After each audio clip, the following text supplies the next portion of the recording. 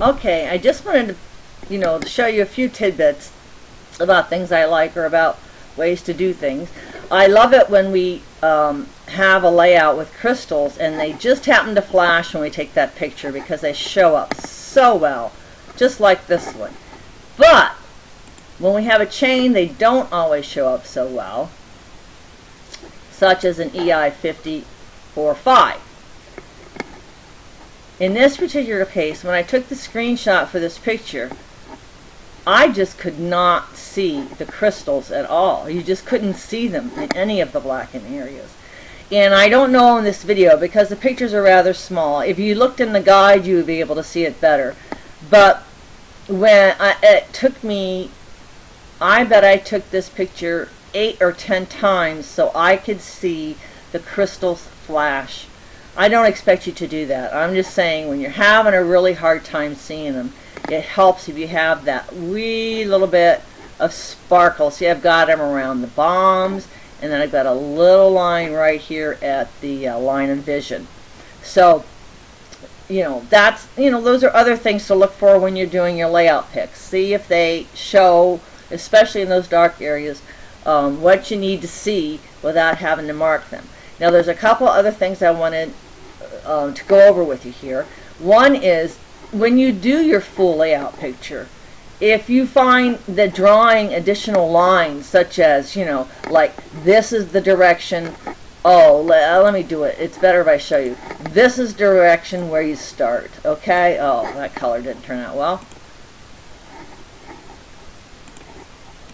This is the direction where you want to start. Or, whatever the case may be. That you want to drop something. Let's say you need to drop this particular section, and you can write drop above it, or you can write it in your whatever your strategy.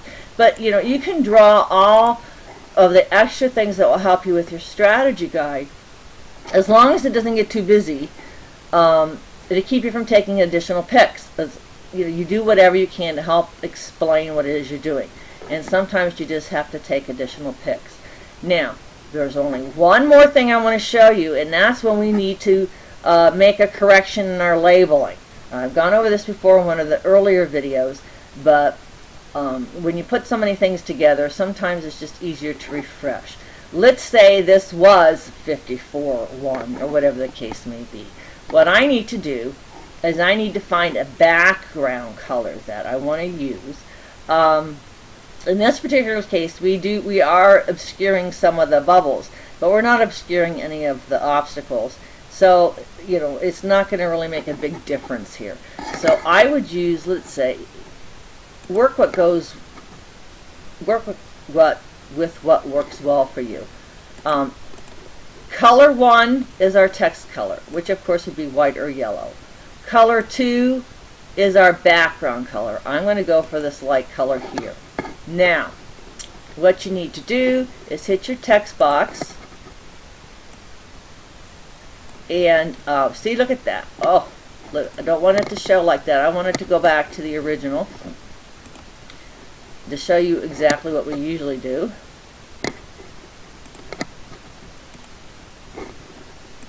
Usually when you're writing in your labels, you're in, under here it says transparent, and that is how we get, that's why you don't see any solid colors in it. It's in transparent, so that we write in our level numbers.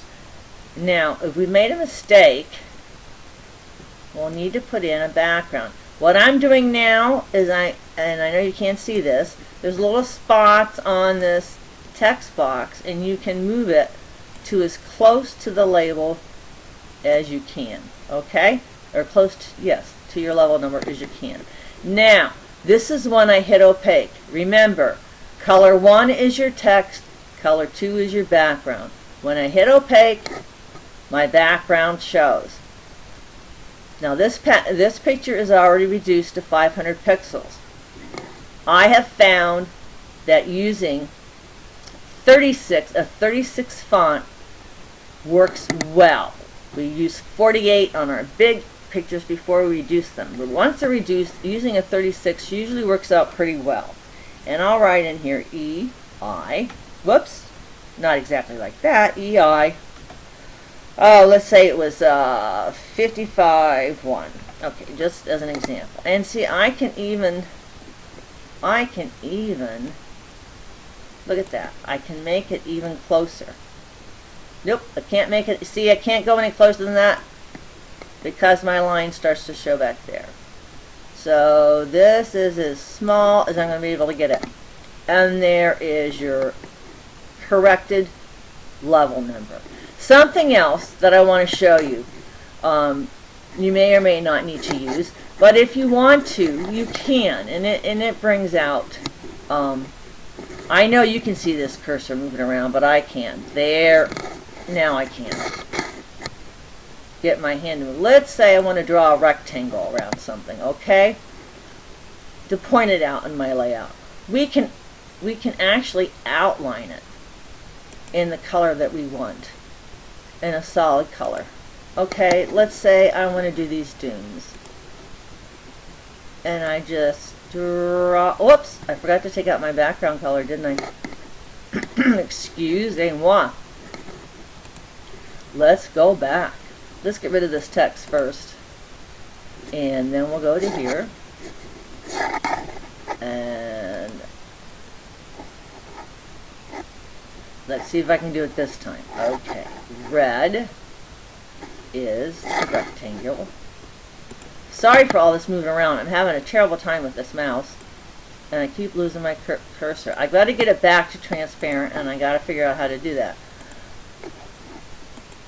Okay, let's go back into text. Here, there.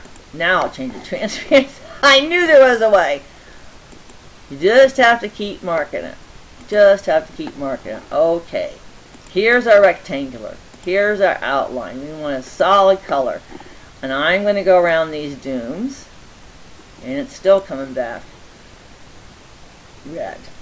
Let's see what I can do this time. Okay, I figured it out. Even though it was on transparent, for the outline, we mark a solid color. But you want to make sure that the fill says no fill. That's why it was filling in. Okay? Now I can make whatever shape I want right around the dunes. If I wanted to fill that space in the event that you're doing some other kind of drawing, I can fill it in with the same color. Because I do other things other than make screenshots for level guides. Fill, solid color. Didn't work that time, but that's alright. We'd have to go back to the opaque. Usually what I do is before I do this, I want to make it solid. Outline solid. Fill is solid. And then my rectangle should come out in a solid. There, see? It blocks it right out. Those are good things to use like when you're doing competitions and stuff. But those are some things, you know, in your paint program that you need to play around with. The outline, fill, all the different shapes. When you put that, you see that there's other shapes. The brushes, in coloring, you can do all kinds of things besides screenshots. There's even pictures you can make. I don't even know how to do all of this yet.